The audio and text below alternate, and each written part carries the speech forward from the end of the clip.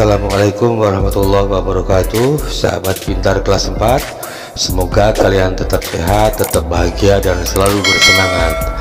Kali ini kita akan belajar tentang tema 1, indahnya kebersamaan, subtema 2, kebersamaan dalam keberagaman di pembelajaran kedua. Segera kita mulai pembahasannya.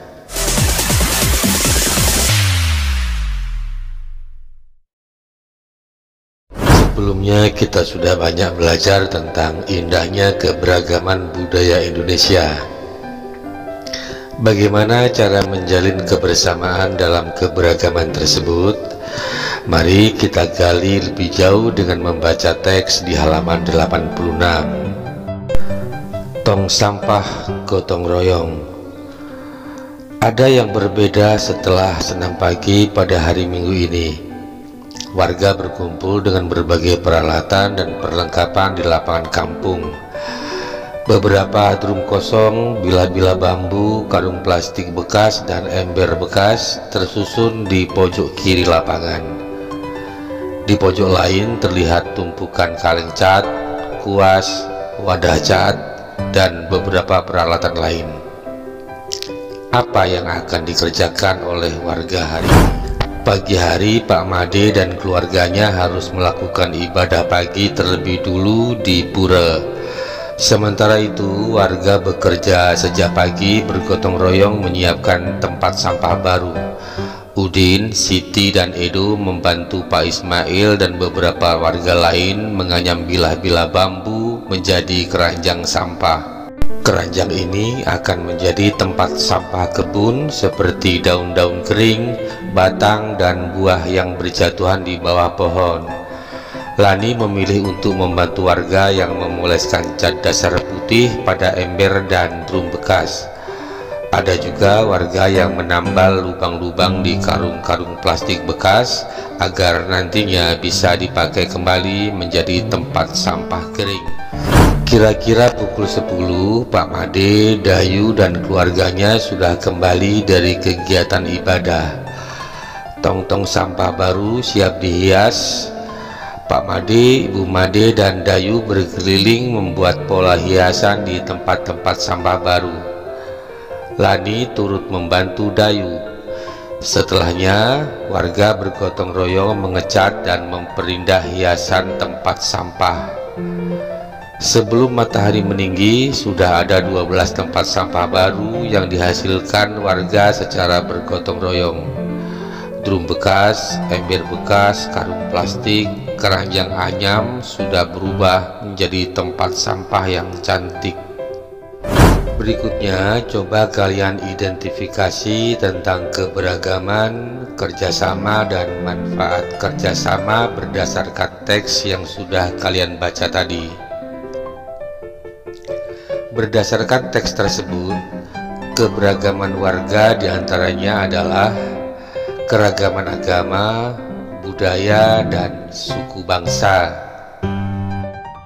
Berikutnya tentang kerjasama yang terlihat pada teks, misalnya warga bergotong royong menyiapkan tempat sampah baru.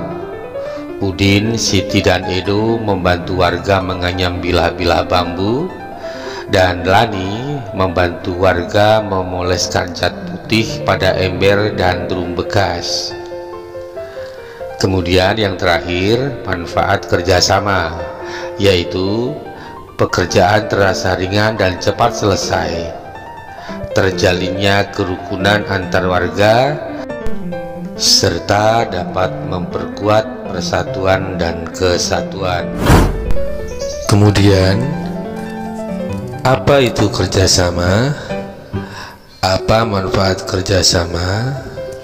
Bagaimana cara kita supaya bisa bekerja sama dalam keberagaman?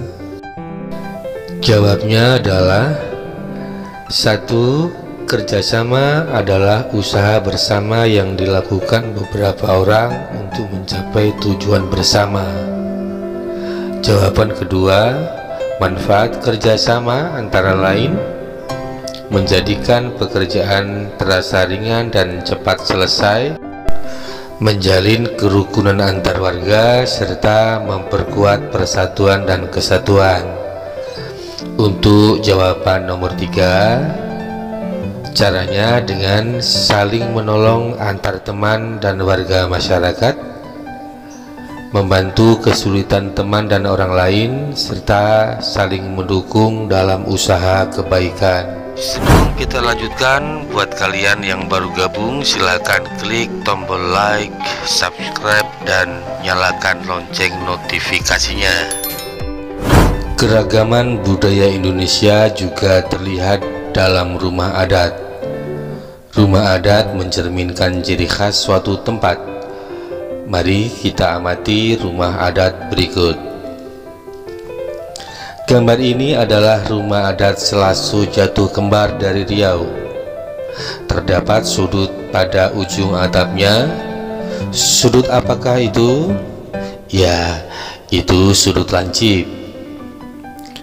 Berikutnya adalah rumah adat Betang Uluk Palin dari Kalimantan Barat. Perhatikan sudut atapnya yang berbentuk sudut tumpul.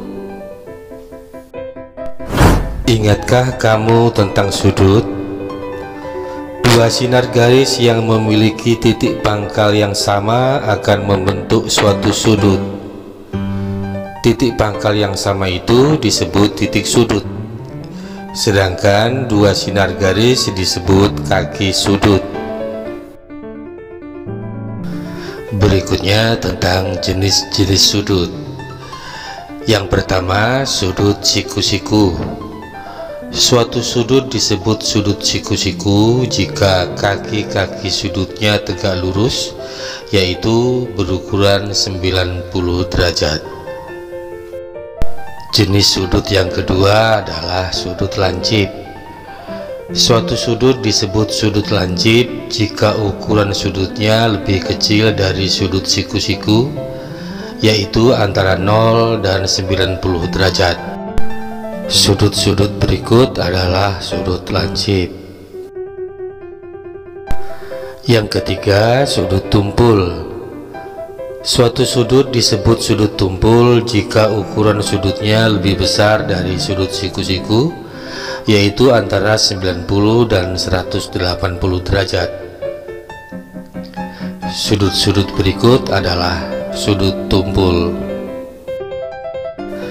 Bagaimana kita mengetahui besar sudut? Ayo kita mempelajarinya. Menggunakan busur. Alat yang digunakan untuk mengatur sudut secara baku adalah busur. Sudut dilambangkan dengan tanda seperti ini.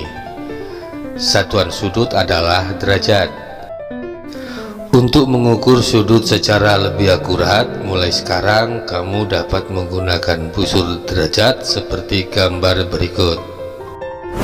Kamu sudah berlatih gerakan dasar tarian Bugeng Jumpa. Sekarang kamu akan berlatih menarikan dengan menggunakan formasi. Formasi tari adalah tata letak penari saat melakukan tarian. Formasi tari disebut juga sebagai pola lantai.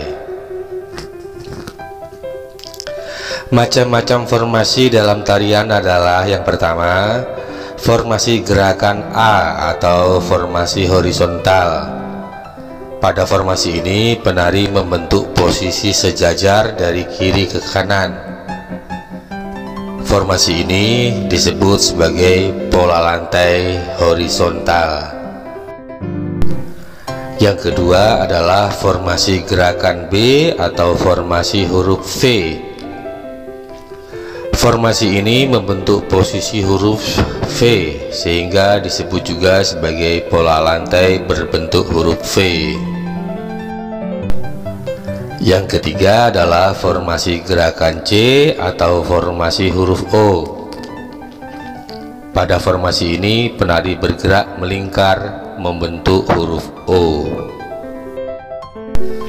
Dan formasi gerakan pada tarian Bugeng Jumpa yang terakhir adalah formasi gerakan D atau formasi zigzag.